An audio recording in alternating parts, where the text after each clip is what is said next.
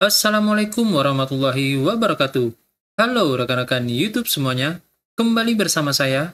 Pada kesempatan kali ini, kita akan membahas tentang hasil validasi tahap 7 Info GTK. Mari simak videonya. You're nothing but an ex, expired, exit from my life. An ex, expired, exit from my life. I don't need your love. Halo rekan-rekan YouTube semuanya, kembali bersama saya. Pada kesempatan kali ini, kita akan membahas tentang hasil validasi tahap 7 Info GTK. Jadi, hasil validasi Info GTK tahap 7 berdasarkan tarikan data per tanggal 7 Mei tahun 2025. Jadi, untuk hasil validasi di Info GTK yang paling baru, yaitu per tanggal 7 Mei tahun 2025.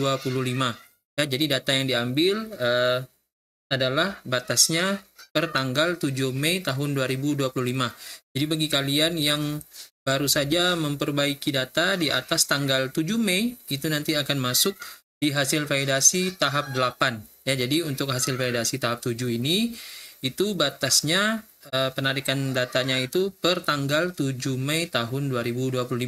Dan baru saja dirilis hari ini hasilnya. Jadi apa saja hasil validasi tahap 7 untuk Info GTK? Mari kita mulai videonya. Hasil validasi tahap 7 Info GTK yang pertama adalah validasi data keaktifan, beban mengajar, status kepegawaian, NUPTK, NIK, NRG, dan kelengkapan data lainnya. Jika masih ada data yang error atau belum valid, segera perbaiki kembali pada inputan Dapodik atau pihak terkait. Jadi, untuk validasi tahap 7 yang pertama ini adalah validasi data keaktifan kepegawaian, beban mengajar, status kepegawaian, dan lain-lain. Jika masih ada yang error, silakan kalian perbaiki di inputan Dapodik atau berkonsultasi dengan pihak terkait agar datanya menjadi valid. Kemudian yang selanjutnya, hasil validasi tahap 7 di Info GTK adalah masih banyak terdapat kesalahan dalam pengisian TTLE yang membuat data belum valid. Jam maksimal yang didapat dari TTLE adalah 6 jam linear, jadi tidak bisa lebih. Kemudian yang perlu kalian perhatikan adalah jika kalian sudah menambahkan TTLE, maka kalian tidak bisa lagi menambahkan TTU atau tugas tambahan utama, karena datanya tidak akan valid atau tidak akan terhitung oleh sistem. Ya. Jadi secara mudahnya kalian manfaatkan atau kalian maksimalkan ambil TTLE sebanyak 6 jam pelajaran. Ya. Setelah itu kalian tidak akan bisa lagi menambah TTU atau tugas tambahan lainnya karena kalian sudah memaksimalkan pengambilan jam di TTLE. Ya. Jadi bagi kalian yang sudah mengambil TTLE, itu kalian tidak akan bisa lagi mengambil TTU. Ya, jadi kalian pilih salah satu. Jika TTU-nya sudah penuh, ya, untuk di SMP itu sebagai wakil kepala sekolah itu bisa 3 orang, sedangkan di SMA SMK itu bisa 4 orang. Nah, jika TTU-nya sudah penuh, kalian alihkan untuk mengambil ke TTLE. Ya, bisa sebagai koordinator P5, wali kelas, pembina ekskul, atau lain-lain. Usahakan kalian ambil maksimal 6 jam linear agar bisa terpenuhi 24 jam linear kalian, ya, khusus bagi kalian yang mengambil TTLE atau TTU. Jadi seperti itu penjelasannya. Kemudian yang selanjutnya, guru tunggal, ya, ini hasil validasi yang selanjutnya yaitu guru tunggal yang bukan di daerah khusus dan sudah menambahkan TTU atau TTLE sudah diakomodir atau sudah dihitung sebagai pemenuhan jam tambahan. Sebagai catatan, guru tunggal yang bukan di daerah khusus wajib menambahkan TTU atau TTLE. Jadi bagi kalian ya, guru tunggal di sekolah kecil ya, itu kalau kalian bukan di daerah khusus, kalian juga wajib menambahkan TTU atau TTLE. Ya, bagi rekan-rekan guru di SD itu TTU tidak ada. Jadi silakan menambahkan TTLE. Ya, maksimalkan 6 jam. khusus untuk kalian guru yang bukan di daerah khusus ya, guru tunggal yang bukan di daerah khusus. Ya, silakan kalian tetap menambahkan TTU atau TTLE sebagai pemenuhan jam tambahan ya. Jadi itu penjelasan untuk hasil validasi di Info GTK yang di tahap 7 ini ya. Jadi bagi kalian yang guru tunggal yang bukan di daerah khusus, jika kalian sudah menambahkan TTU atau TTLE, itu sudah dihitung atau sudah diakomodir sebagai pemenuhan jam tambahan. Oke, selanjutnya hasil validasi tahap 7 yaitu guru tunggal di daerah khusus sudah diakomodir atau sudah valid datanya. Nah, jadi bagi kalian yang guru tunggal di daerah khusus itu tidak wajib menambahkan TTU atau TTLE ya. Jadi pada validasi tahap 7 ini kalian yang guru tunggal di daerah khusus itu sudah diakomodir dan sudah divalidkan datanya oleh pihak GTK Pusat. Selamat bagi kalian ya. Nah, di sini kita masuk sedikit penjelasan apa itu guru tunggal di daerah khusus. Nah, jadi guru tunggal di daerah khusus itu juga dikenal sebagai guru tunggal di daerah terpencil atau daerah 3T, yaitu daerah tertinggal, terdepan, dan terluar. Jadi mereka adalah guru yang bertugas mengajar di daerah dengan akses pendidikan yang terbatas dan atau memiliki kondisi geografis yang sulit.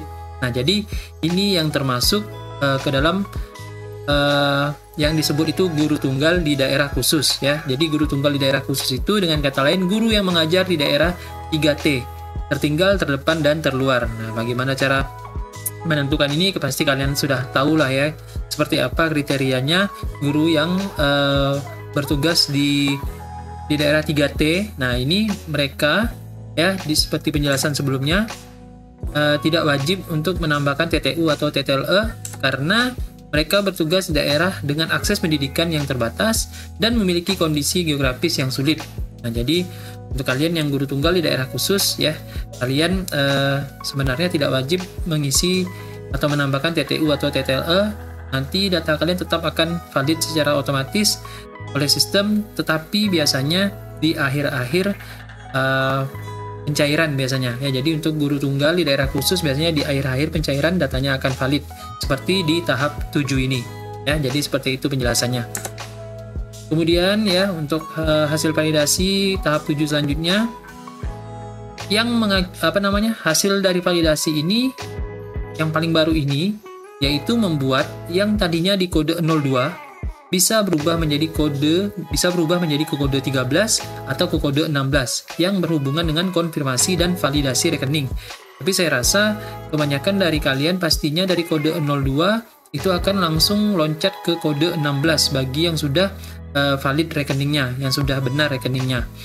Kemudian bagi kalian yang sudah di kode 16, itu tahap selanjutnya adalah menuju ke kode 07, yaitu pengusulan SKTPG oleh operator SIM-Tun Dinas. Kemudian dilanjutkan ke kode 08, yaitu penerbitan SKTPG oleh pihak pusat.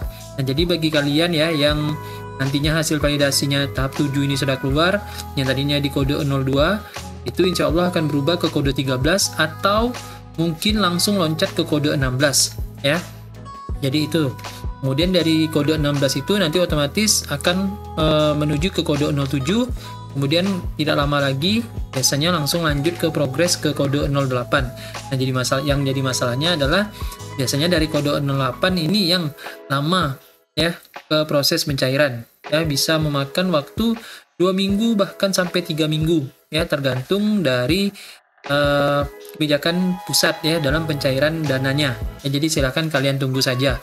Untuk bagi kalian yang sudah dari kode 02 ke kode 16 itu kalian cukup menunggu saja sampai menuju ke kode 08 dan sampai menuju ke proses pencairan di rekening kalian masing-masing ya. Menurut pengalaman saya kemarin dari kode 08 ke pencairan itu sekitar 14 hari ya, jadi sekitar 2 minggu. Tapi nggak tahu nanti di tahap 7 ini pencairannya di tanggal berapa itu kita belum tahu. Jadi silakan kalian tunggu saja dengan sabar ya. Yang penting bagi kalian yang sudah di kode 02 itu nanti berubah dari ke 16 ke 7 dan ke 8. Jadi hanya tinggal menunggu saja ya. Jadi seperti itu.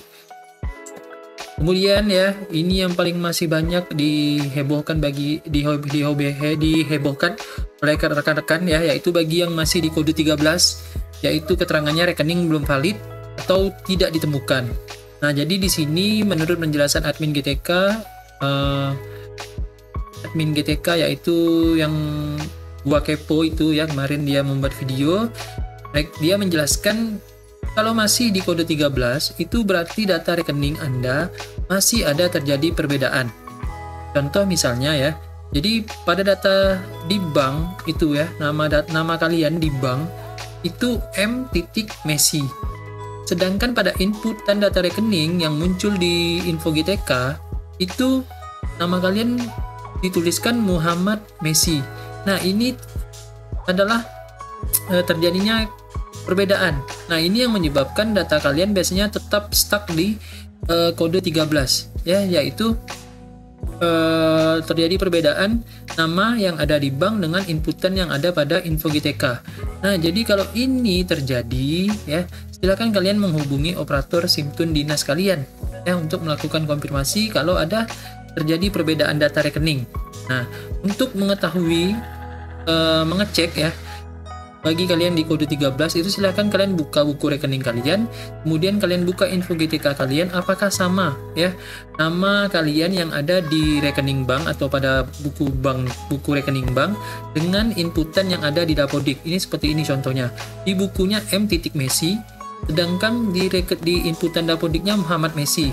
Ya, jadi kedua data ini harus sama, harus sinkron. Biasanya yang benar itu data yang ada di buku bank ya. Jadi yang di inputan Dapodik ini salah. Jadi yang seharusnya yang benar itu adalah M.Messi ya. Jadi bukan Muhammad Messi. Ya, ini terjadi perbedaan data antara buku bank atau buku tabungan dengan inputan yang ada di info GTK. Nah, ini silahkan kalian segera laporkan ke operator SIM-Tune atau operator SIMbar kalian untuk melakukan konfirmasi kalau data kalian itu terjadi kesalahan atau perbedaan data rekening, agar bisa segera dilakukan perbaikan data rekening oleh operator SIM-Tune atau operator SIMbar. Nanti datanya akan dikirim ke pusat untuk diperbaiki. Jadi seperti itu solusinya bagi kalian yang masih di kode 13.